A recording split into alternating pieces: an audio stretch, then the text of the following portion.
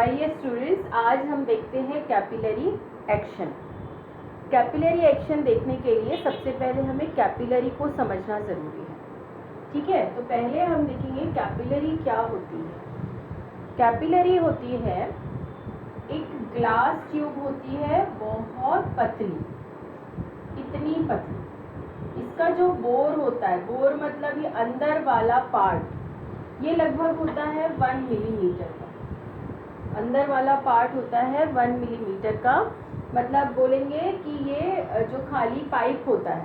ठीक है, और ये कैपिलरी कैसी होती है, इस साइड से भी ओपन है, ये भी ओपन है और यहाँ पर भी ओपन है। ये होती है कैपिलरी। ठीक है, तो ये है कैपिलरी। अभी कैपिलरी एक्शन क्या होती है। अब कैपिलरी ट्यूब, इसको अपन ये भी बोल सकते हैं कैपिलरी ट्यूब। तो पूछा यदि व्हाट इज कैपिलरी ट्यूब, तो कैपिलरी ट्यूब क्या होती है, a tube having a very fine bore. ठीक है, ये जो ट्यूब है वो कैसी है, एक ग्लास ट्यूब है, जिसके जो कैसी है, इसका जो बोर है मतलब ये अंदर वाला पोर्शन है वो कैसा है, बहुत फाइन। ठीक है, and open with both side से ये ओपन होती है। ये होती है कैपिलरी ट्यूब। इसका बोर बहुत फाइन है और वो लगभग 1 मिलीमीटर का होता है, near about 1 millimetre, and open at both ends is called capillary. ठीक है, इसका बोर कितना है, fine and near about 1 millimetre. इसका जो क्या बोलेंगे, क्रॉस डायामीटर समझ लो, ये जो बोर का डायामीटर आएगा वो 1 मिलीमीटर का आएगा, इतना फाइन होता है ये। और ओपन एट बोथ साइड, दोनों साइड से ओपन है, तो इस टाइप की ये ट्यूब को हम बोलेंगे कैपिलरी ट्यूब। कैपिलरी ही बोलते हैं, ट्यूब भी लगाने की जरूरत नहीं, कैपिलरी बोलेंगे। ठीक है, अब ये कैपिलरी एक्शन क्या होता है। तो कैपिलरी एक्शन ऐसा होता है, हम देखते हैं बहुत सारी हमारी जो डेली लाइफ की बहुत सारे फिनोमेना ऐसे हैं जिसमें कैपिलरी एक्शन होता है। ठीक है, फॉर एग्जांपल दिया बाती का ले लो। जब ये ऐसे दिया हम यहाँ पे ये जो फ्लेम होती है बाती की, यहाँ बाती अंदर होती है। ठीक है, और यहाँ से देखोगे धीरे धीरे ऑयल खत्म होते जाता है, और जितनी देर ऑयल रहता है उतनी देर ही ये दिया जलता है। इसका मतलब क्या है, ये जो बाती से यहाँ पे जो बाती है, तो इस बाती में क्या हो रहा है कि ये धीरे धीरे ऑयल ये खींच रहा है, और ये ऑयल खींच करके कहाँ पहुँचा रहा है, एंड पे, यहाँ पर इस एंड पे पहुँचा रहा है। और वो एक्चुअली बाती नहीं जलती है, क्या जलता है यहाँ पर, वो तेल जलता है। ठीक है, तो इस तरह से ये जो ऑयल है और ये बाती है, तो ये बाती जो है वो कैपिलरी का काम कर रही है। दूसरा एग्जांपल हम लेते हैं रूट्स ऑफ प्लांट। तो प्लांट में नीचे से न्यूट्रिएंट्स खींचे जाते हैं, वाटर खींचा जाता है, तो क्या होती है, इस टाइप की स्टेम होती है, ये ऐसी स्टेम होती है। यहाँ पर नीचे से जो वाटर है और न्यूट्रिएंट्स है लिक्विड के फॉर्म में, ये ऊपर तक पत्तियों के पास ले जाया जाता है। तो इस तरह से जो प्लांट है वो भी एक तरह से कैपिलरी का काम करते हैं। और भी एग्जाम्पल है, जैसे कि ब्लॉटिंग पेपर जो इंक गिरी हुई रहती है, उस पर ब्लॉटिंग पेपर यदि हम लगा दें तो पूरी इंक सोख लेगा। तो उसके जो पोर होते हैं ब्लॉटिंग पेपर के, वो जो पोर होते हैं वो भी कैपिलरी का काम करते हैं। ठीक है, ऐसे बहुत सारे एग्जाम्पल है। जैसे कहीं गीला हो जाता है, हम वहाँ पर कपड़ा रखते हैं और कपड़ा पूरा पानी सोख लेता है, तो वो जगह सूख जाती है। तो कपड़ा क्या कर रहा है, कपड़ा भी उस पानी को अपनी साइड खींच रहा है ना, तो कपड़े में भी जो पोर है, पोर मतलब छेद छोटे छोटे, वो भी किस चीज़ का काम कर रहे हैं, वो भी कैपिलरी का काम कर रहे हैं। तो इस तरह से जो कैपिलरी एक्शन है हमारी डेली लाइफ में बहुत बार होते रहती है। ठीक है, तो ये होता है कैपिलरी एक्शन। तो इस तरह के इतने सारे एग्जाम्पल है जिसमें कैपिलरी एक्शन होता है। तो अब इस कैपिलरी एक्शन में होता क्या है, अभी तक तो हमने ये देखा कि वो वाटर सोक कर रहा है, ऑयल सोक कर रहा है, ठीक है, अपनी तरफ खींच रहा है। लेकिन एक्चुअली जब हम यहाँ पे एक बीकर लेते हैं, उसमें वाटर फिल कर देते हैं, ठीक है। ये कैपिलरी हमारे लैब में होती है, बहुत छोटी सी होती है, इतनी लंबी होती है, क्या समझो 5 सेंटीमीटर वगैरह की होगी। तो बीकर में हमने ये वाटर लिया और उसमें ऐसी कैपिलरी डालते हैं, तो हम देखते हैं कि ये वाटर कुछ हाइट तक राइज हो जाता है, यहाँ तक वाटर का लेवल ये है। और जब कैपिलरी में हम देखते हैं तो ये वाटर यहाँ तक पहुँच जाता है। तो ये लेवल और ये जहाँ तक पहुँचा है वहाँ तक का हम ये H कंसीडर करें तो इतना लिक्विड कॉलम यहाँ पर तैयार हो जाता है कैपिलरी में। तो ये इस फिनोमिना को ही हम बोलते हैं कैपिलरी एक्शन, ठीक है।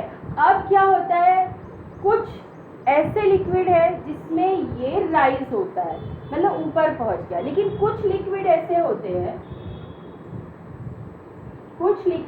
होते हैं जहां हमने यहाँ तक कि इसको फिल किया तो ये वाटर लेवल इतना आ जाता है, वाटर लेवल नहीं, वो जो लिक्विड है वो राइज ना होकर के फॉल हो गया है, ये भी कैपिलरी एक्शन में आएगा। बस कैपिलरी एक्शन में क्या हो रहा है, एक जगह राइज हो रहा है, एक जगह फॉल हो रहा है, तो दोनों ही कंडीशन को कैपिलरी एक्शन बोलेंगे, ठीक है। तो अब कैपिलरी एक्शन की हम डेफिनेशन देखेंगे कि द फिनोमिना ऑफ राइज और fall of a liquid inside a capillary tube when it is dipped in the liquid is called capillarity या capillary action, ठीक है। तो capillary is in action when, ये एग्जाम्पल दिया है, जो एग्जाम्पल मैंने यहाँ समझाया है आपको वो ही यहाँ पर एग्जाम्पल दिया है, तो ये आप रीड कर लेना, ठीक है। तो ये था कैपिलरी एक्शन जिसमें राइज भी हो सकता है, फॉल भी हो सकता है, दोनों ही कंडीशन हो सकती है जब हम इस लिक्विड में कैपिलरी कोई भी लिक्विड में कैपिलरी ट्यूब को डिप करते हैं तो कुछ लिक्विड में राइज होगा, कुछ लिक्विड में फॉल होगा, तो इस फिनोमिना को हम बोलेंगे कैपिलरिटी या कैपिलरी एक्शन, ओके। अब हम देखते हैं कि ये राइज फॉल कैसे होता है, ठीक है। या पहले तो हम देख लेते हैं कि किस तरह से ये राइज या फॉल होगा। तो इसके लिए मैं ये डायग्राम बना रही हूँ, क्योंकि इसके पहले हमने क्या देखा है, प्रेशर पढ़ा है, ठीक है।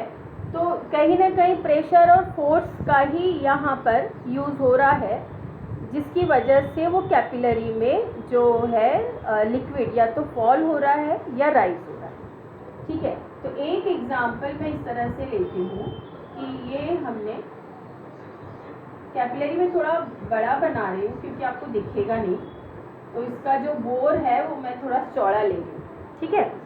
अब यहाँ जो लिक्विड है वो इस तरह से हम बोल सकते हैं कि ये शेप बना रहा है, कोई भी आप शेप ले सकते हो, ठीक है। बस ये पॉइंट ले लेते हैं, ये एक पॉइंट है एयर में C, ये एक पॉइंट है यहाँ पर, ठीक है, D लिक्विड में, थोड़ा सा पास में ही ले लेते हैं ये वाला पॉइंट यहाँ, तो ये है D। इसी के लेवल पे यहाँ एक पॉइंट ले लेते हैं B और इस लेवल पर ले लेते हैं, या इसके बराबर हम ले लेते हैं यहाँ पे पॉइंट A, ये C के लेवल में ले लेते हैं A। अब ये सारा जो लिक्विड था, ये लिक्विड, ये पूरा लिक्विड है,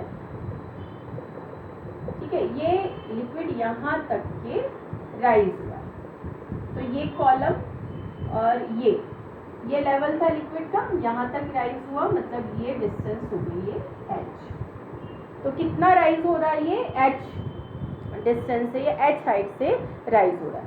अब ये अपना पॉइंट है A और ये है B, ये D और ये C ले लेते हैं, ठीक है। मैं एक साइड पॉइंट ले रही हूँ, ये पॉइंट हम इस साइड भी और भी ले सकते हैं, 2 पॉइंट, ठीक है। तो इससे समझ में आ जाएगा। तो ये पॉइंट लिया A। अब यहाँ से हम क्या देख रहे हैं, यहाँ पर ये एयर रहेगी और ये क्या है, अपने पॉइंट A हमको लिक्विड में तो B ले लिया है, तो हमको पॉइंट जो A है ना, ये एयर में ही लेते हैं, पॉइंट A एयर में ही ले लो, तो यहाँ पॉइंट C लो, चलो ठीक है, दोनों चीज एयर में आ जाएगी। ठीक है, अब ये लेवल सेम है, यहाँ पे भी एयर है, यहाँ पर भी एयर है।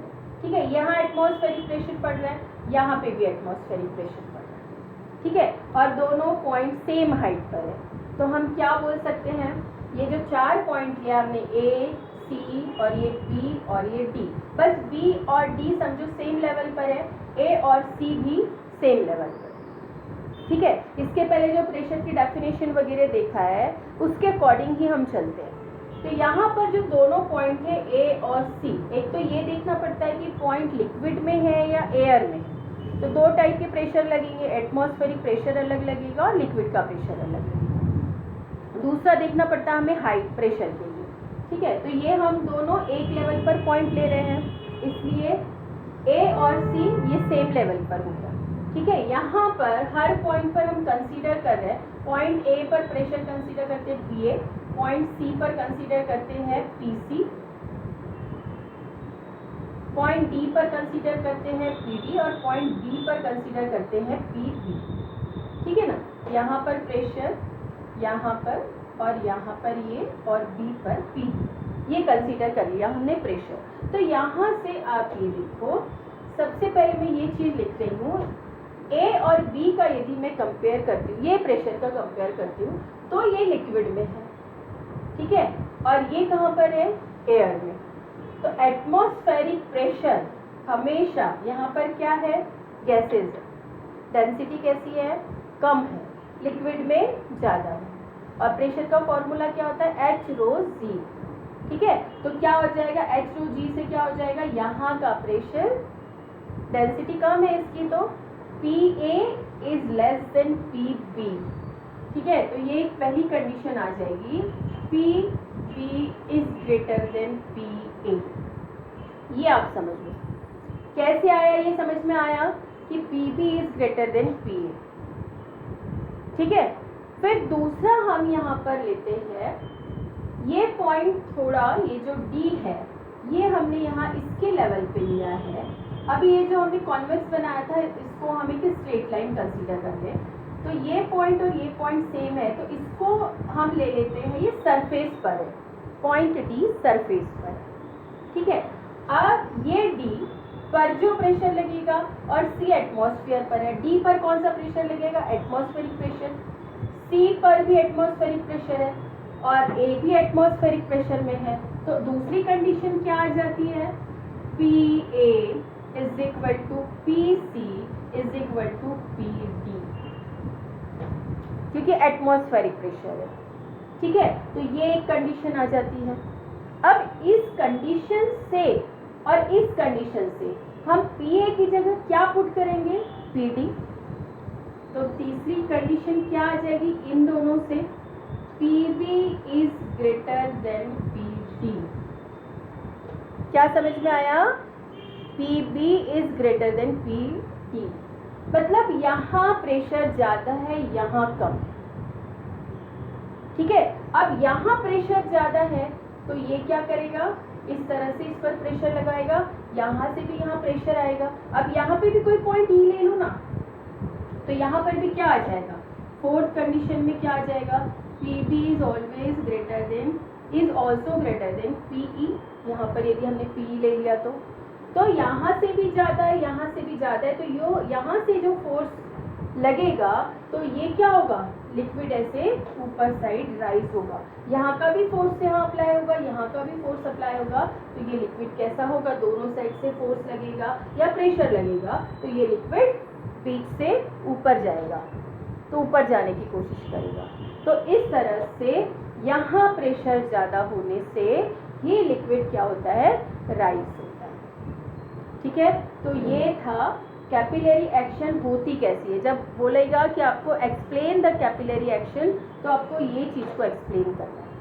सबसे पहले तो डायग्राम बनाना है, डिस्क्रिप्शन में आप लिखोगे कि आपने 4 पॉइंट लिया है, फिर आपको लिखना है कि चारों पॉइंट पर आपने प्रेशर कंसीडर किया है, PA, PB, PC, PD ये सब, और फिर आपको ये बताना है कि PB is greater than PA क्यों, जो मैंने बताया कि एटमॉस्फेरिक प्रेशर और ये लिक्विड में है, डेंसिटी अलग अलग है, इसकी ज़्यादा है इसकी कम है, इसलिए PB is greater than PA।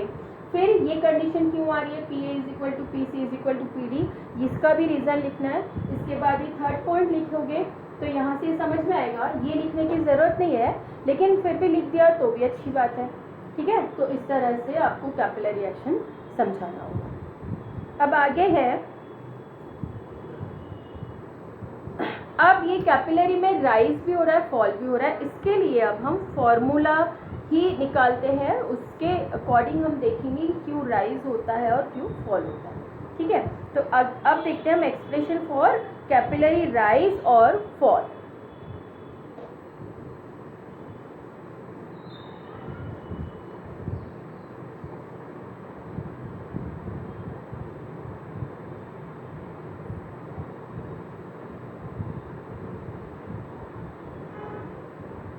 Expression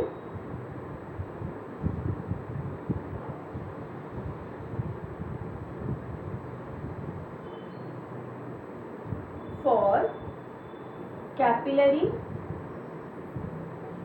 rise और फॉल।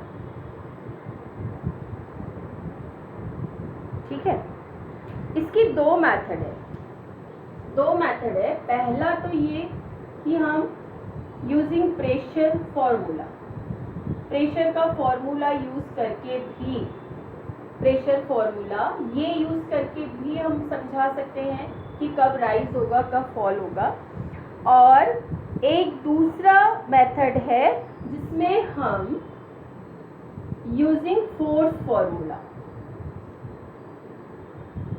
क्योंकि जब ये लिक्विड है, ठीक है, तो लिक्विड का फोर्स लगेगा, अब प्रेशर है तो फोर्स भी है और प्रेशर का फॉर्मूला भी है, फोर्स का फॉर्मूला भी है, तो दोनों जो आपको इजी लगेगा उससे आप एक्सप्लेन कर सकते हो। मैं आपको यहाँ पर दोनों एक्सप्लेन कर दूँ।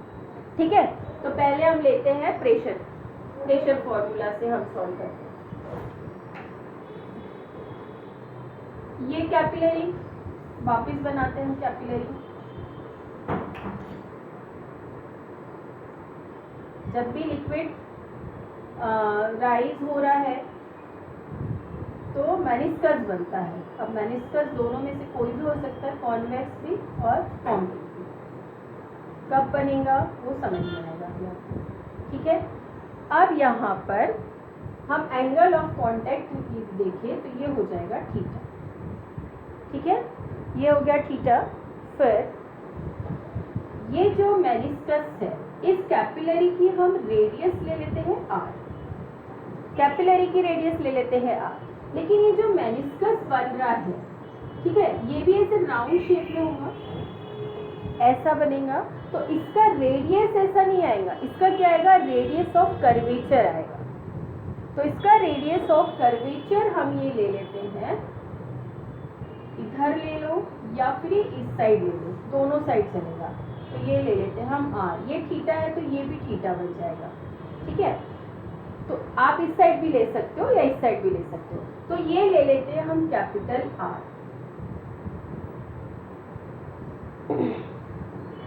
ठीक है, तो हमने इसके पहले एक फॉर्मूला देखा था, ये कैपिलरी रिएक्शन है। ठीक है, यहाँ पर आपका क्या बन रहा है, मेनिस्कस राउंड शेप में बनेगा और थोड़ा सा गहरा बनेगा, है ना, समझ पा रहे हो, जैसे कटोरे के शेप में बनेगा। तो कटोरे के शेप में क्यों ये आर और ये आर अलग है, ये आर है इस कैपिलरी ट्यूब की रेडियस, और एक कैपिटल आर है वो जो मेनिस्कस बना है ना कटोरे टाइप, तो उसमें क्या रहेगा, रेडियस नहीं आएगी, क्या आती है, रेडियस ऑफ कर्वेचर आता है। ठीक है, तो रेडियस ऑफ कर्वेचर यहाँ पे होगा आर। अब ये आर कैसे होगा, ये आर, इसका हम ये एडजेसेंट, ये क्या हो गया, एडजेसेंट, मतलब ये इस आर के इक्वल क्या हो जाएगा, इस आर के इक्वल क्या होगा, इसका कंपोनेंट, इसके कंपोनेंट दो होंगे, एक ये और एक ये, क्योंकि डायगोनल है आर, तो इसका ये वाला कंपोनेंट आर के बराबर होगा और ये वाला कंपोनेंट की हमको अभी जरूरत नहीं है। तो ये जो हॉरिजॉन्टल कंपोनेंट आएगा ये एडजेसेंट है, तो कॉस थीटा के फॉर्म में आएगा, तो ये हो जाएगा आर कॉस थीटा। ठीक है, ये क्या आ जाएगा, आर कॉस थीटा। तो हम ये कह सकते हैं R is equal to R upon cos theta. इतनी चीज यहाँ समझ में आई, बस यही इंपॉर्टेंट है, ठीक है। फिर हमें एक फॉर्मूला पता है प्रेशर का, जो एक्सिस प्रेशर होता है वो क्या होता है, P I minus P O is equal to, यहाँ जो प्रेशर पड़ेगा इनर और ये एटमॉस्फेरिक प्रेशर पी ओ, ठीक है, इसका डिफरेंस होता है 2T अपॉन R, ठीक है।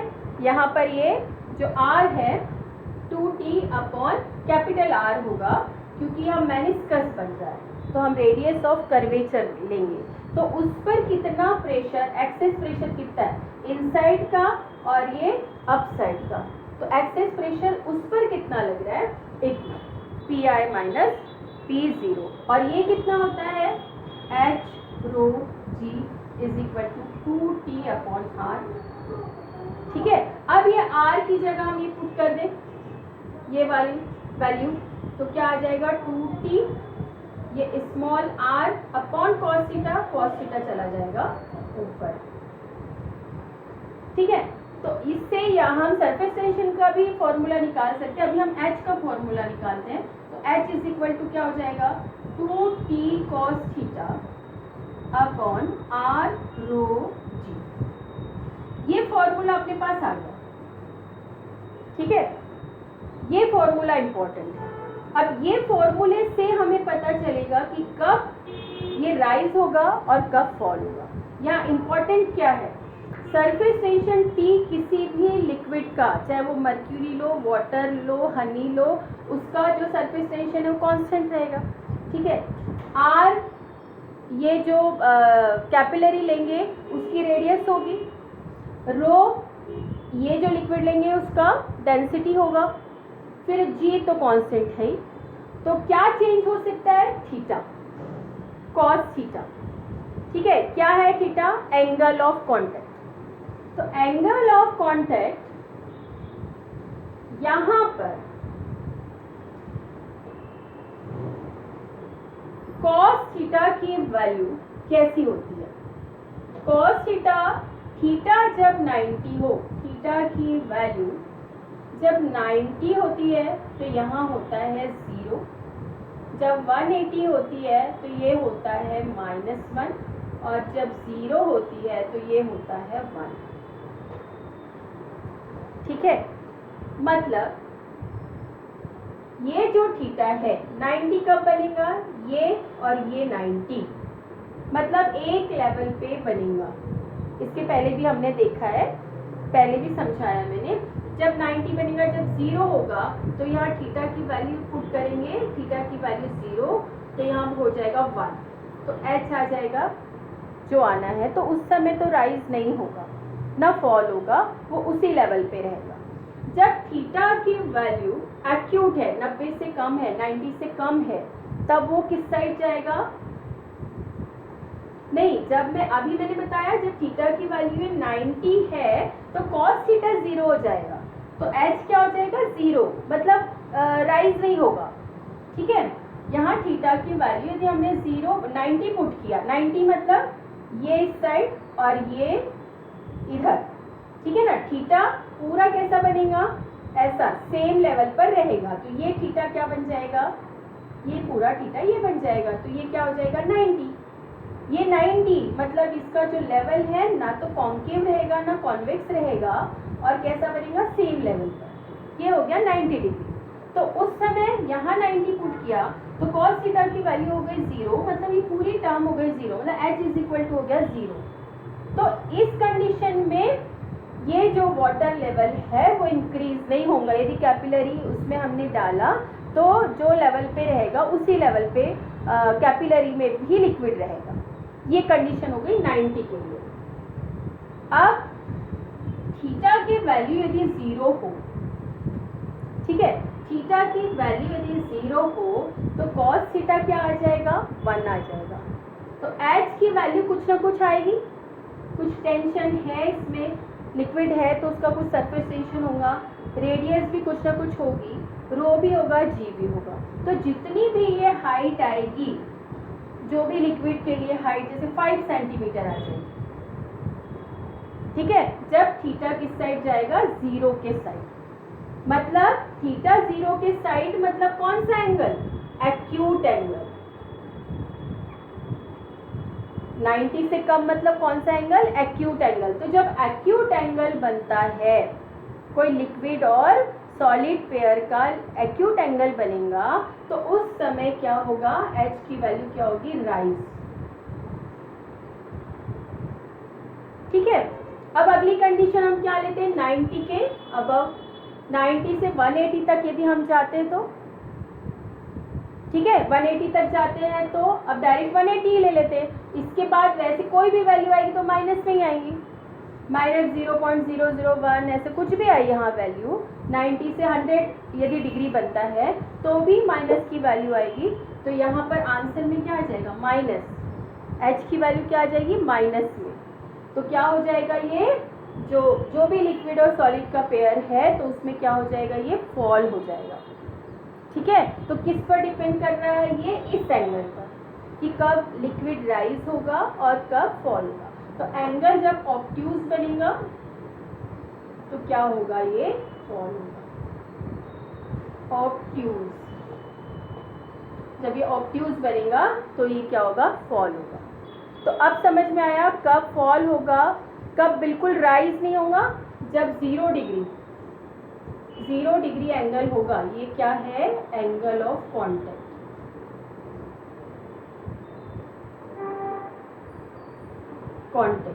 ये एंगल ऑफ कांटेक्ट है, एक्यूट ऑब्ट्यूज। एक्यूट रहेगा तो राइज होगा, ऑब्ट्यूज होगा तो फॉल होगा। 0 होगा, जब 0 होगा तो ना राइज ना फॉल, मतलब सेम लेवल पे रहेगा लिक्विड, सेम लेवल पे। ठीक है, तो ये कंडीशन होती है। ये फॉर्मूले से हमने ये देख लिया कब राइज हो रहा और कब फॉल हो रहा है, ये डिपेंड करेगा थीटा पर। थीटा मतलब एंगल ऑफ कांटेक्ट। उम्मीद है आपको ये चीज समझ में आई होगी। ठीक है, अब सेकंड हम मेथड देखते हैं जब फोर्स यूज कर रहे हैं हम। यही फॉर्मूला लाना है हमें, यही फॉर्मूला आएगा H = 2t cos theta r rho g। बस हमारा जो तरीका है वो थोड़ा सा डिफरेंट होगा। यहाँ हमने लिया था प्रेशर का फॉर्मूला यूज करके लेकर आए, और सेकेंड वाले में हम फोर्स यूज करके बताएंगे।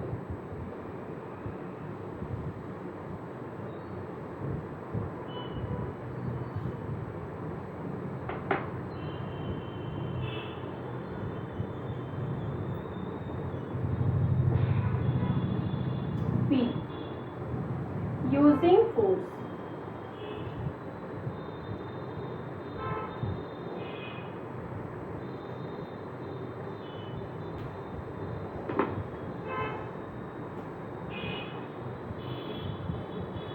इसमें ये मैं कैपिलरी थोड़ा ऐसे बना रही हूँ। ठीक है,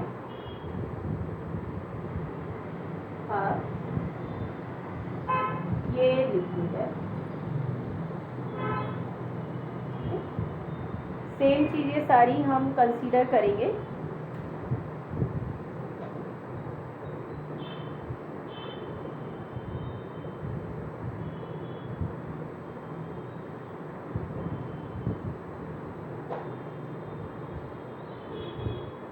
ये फोर्स यहाँ अप्लाई हो रहा है, Ft, force of tension, surface tension. ठीक है, ये एंगल थीटा, ये भी एंगल सेम होगा, ये भी होगा थीटा। अब ये इस यहाँ पर इसका जो रेडियस ले लेते हैं, ये ले लेते हैं r, किसकी, ये पोर की। ये जो बोर आता है मतलब किसकी रेडियस बोलेंगे, inner radius of capillary tube, ये ले लेते हैं स्मॉल r। ठीक है, अब यहाँ पर ये जो टेंशन ले रहे हैं, फोर्स ऑफ सरफेस टेंशन, ये जो ले रहे हैं ये डायगोनल। तो अब इसका जो ये वाला पोर्शन रहेगा और एक ये वाला पोर्शन रहेगा। ठीक है, एक ये कंपोनेंट और एक ये कंपोनेंट। तो ये कंपोनेंट क्या हो जाएगा, ये इसका एडजेसेंट है, तो ये कंपोनेंट हो जाएगा Ft cos थीटा और ये वाला हो जाएगा Ft sin थीटा। ठीक है, तो Ft cos थीटा और दूसरा, ये जो लिक्विड है इसका यदि मास ले लेते हैं m, तो ये जो लिक्विड है ये डाउनवर्ड डायरेक्शन में वर्क करेगा। तो मास यदि मैं m ले लेती हूँ और ग्रेविटी g है, तो इसका वेट हो जाएगा mg। तो अभी आपको यहाँ से क्या दिख रहा है कि ये पूरा ft cos थीटा किसे बैलेंस कर रहा है, इस mg को बैलेंस कर रहा है। ठीक है, अब ये हमने इस पॉइंट पर निकाला, लेकिन ऐसे इस मेनिस्कस में बहुत सारे पॉइंट्स हैं, ठीक है ना। तो हर पॉइंट के लिए यदि हमें निकालना है तो हमें ये जो राउंड बन रहा है मेनिस्कस का, ऐसे राउंड बन रहा है, इसका हमें, या हम अभी सर्कल ले लेते हैं इसको, ऐसा सर्कल बन रहा है तो हमें क्या लेना पड़ेगा, इसका सर्कमफेरेंस, क्योंकि ये हर पॉइंट से, यहाँ पे हर पॉइंट से इधर फोर्स लगेगा ना, ये वाले पॉइंट से, हर पॉइंट से फोर्स लगेगा। तो हम ये क्या ले लेंगे, पूरा ये जो फोर्स लगेगा Ft, ये पूरा 2πr, मतलब पूरे उसके सर्कमफेरेंस पर सेम फोर्स लगेगा। ठीक है, क्योंकि ये हम वॉल से ले रहे हैं। आई बात समझ में।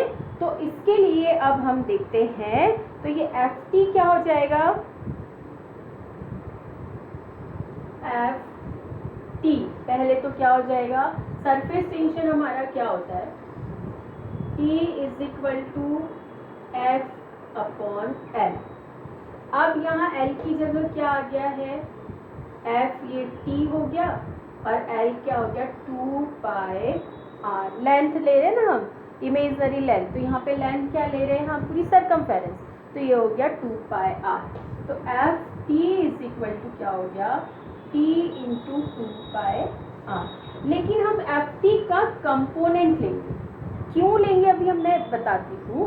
Ft का कंपोनेंट लेंगे, तो Ft का कंपोनेंट है Ft cos थीटा, मतलब ये हम ऐसा कर लो या सिर्फ Ft भी लिख सकते हो, या उसका हॉरिजॉन्टल कंपोनेंट यहाँ लिख सकते हो। तो यहाँ पर भी cos थीटा से मल्टीप्लाई हो जाएगा। अब यहाँ cos थीटा यहाँ कैंसिल नहीं करना है, यहाँ सिर्फ ये कंपोनेंट लिखना है।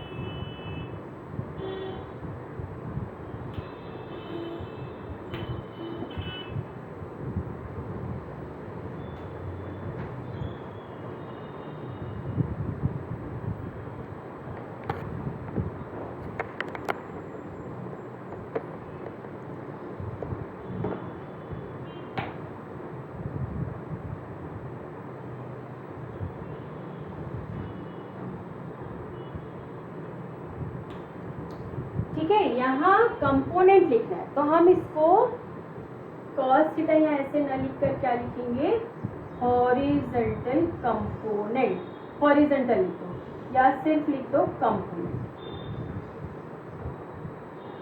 क्योंकि सिर्फ इतना वर्क कर रहा है। ठीक है, अब इसको बैलेंस कौन कर रहा है यहाँ पर, ये वेट, तो ये वेट हम निकालते हैं mg इज इक्वल टू क्या आ जाएगा, m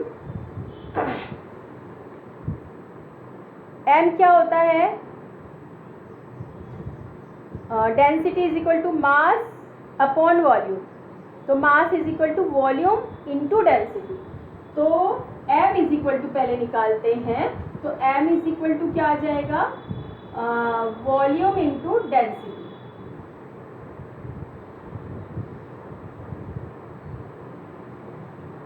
ठीक है, अब यहाँ पर ये वॉल्यूम क्या हो जाएगा, कैसा शेप है, ये सिलेंड्रिकल शेप है, तो वॉल्यूम क्या होता है सिलेंडर का, पाई आर स्क्वायर एच, जो भी राइज हुआ है, ठीक है, एच, और डेंसिटी हम ले लेते हैं यहाँ पे रो, वाटर कोई भी लिक्विड ले लो तो रो डेंसिटी ले लेते हैं।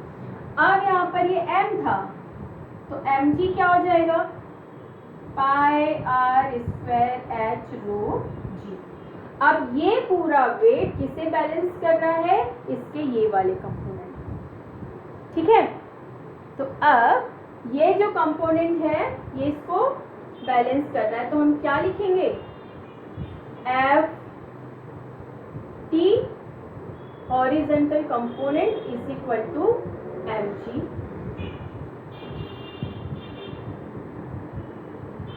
ठीक है, ये एफ टी की यहाँ वैल्यू थी, वो वैल्यू थी T 2 pi r cos theta, ठीक है। और mg की वैल्यू ये है pi r square h rho g, ठीक है। अब इससे हमको फॉर्मूला निकालना h का, तो क्या आ जाएगा, h रख देते हैं हम, h को यहाँ लिख लेते हैं। आप किसी भी साइड कैसे भी लिखो, ठीक है। तो h यदि हम यहाँ लिखते हैं तो ये पूरी चीज इसके नीचे चले जाएगी। तो t 2 पाई r कॉस थीटा न्यूमरेटर में और डिनोमिनेटर में पाई आर स्क्वायर रो g, ठीक है। अब क्या कैंसिल हो रहा है, पाई, ठीक है, r से r कैंसिल, तो क्या फॉर्मूला आ गया हमारा, 2t cos theta upon r रो g।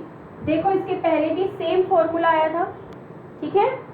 ये आ गया फॉर्मूला आपका h का, h is equal to 2t cos theta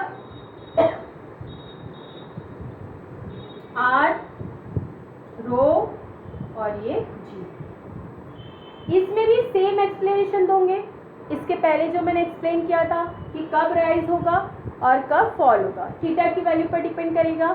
theta यदि 0 आता है तो न राइज होगा न फॉल होगा, थीटा यदि एक्यूट आता है तो राइज होगा और थीटा यदि ऑब्ट्यूज आता है तो फॉल होगा। इसके पहले जो मैंने समझाई थी बिल्कुल वैसे ही आपको बताना है, ठीक है। तो ये एक फॉर्मूला हो गया h का। यहाँ से हम t भी निकाल सकते हैं, वो भी फॉर्मूले से t निकाल सकते थे, क्योंकि कई बार सरफेस टेंशन फाइंड करने आता है, तो ये फॉर्मूले से हम सरफेस टेंशन भी निकाल सकेंगे इस लिक्विड का। तो t इज इक्वल टू क्या हो जाएगा, h रो r भी है r h rho g upon क्या आ जाएगा नीचे 2 cos थीटा, 2 cos थीटा। तो ये जो फॉर्मूला है ये फॉर्मूला हो गया surface tension of this liquid, ठीक है। तो इस फॉर्मूले से आप सरफेस टेंशन भी फाइंड कर सकते हैं, ठीक है। तो यहाँ पे हमारा जो कैपिलरी एक्शन है और कैपिलरी ट्यूब से रिलेटेड जो भी टर्म्स वगैरह थी वो सारी यहाँ पे कंप्लीट होती है, ठीक है। इसके बाद यहाँ तक क्या हमारा था हाइड्रोस्टैटिक। हाइड्रो मतलब कोई भी फ्लूइड जो स्टैटिक है, जनरली वाटर से ही लेते हैं हम, तो जो स्टैटिक पोजीशन में था, अभी तक के जितने भी कंडीशन लिया उसमें हमने वाटर को स्टेबल ही किया है, रेस्ट पोजीशन में लिया। अब इसके बाद जो दूसरी ब्रांच शुरू होती है या उसके बाद जो अगला कंटेंट है आपकी बुक में वो है फ्लूइड इन मोशन, मतलब इसको दूसरी लैंग्वेज में हम हाइड्रोडायनामिक्स बोलेंगे, ठीक है। एक होता है स्टैटिक मतलब रेस्ट पोजीशन और डायनेमिक मतलब इन मोशन। तो ये अगले वीडियो में, ठीक है। Okay bye, thank you.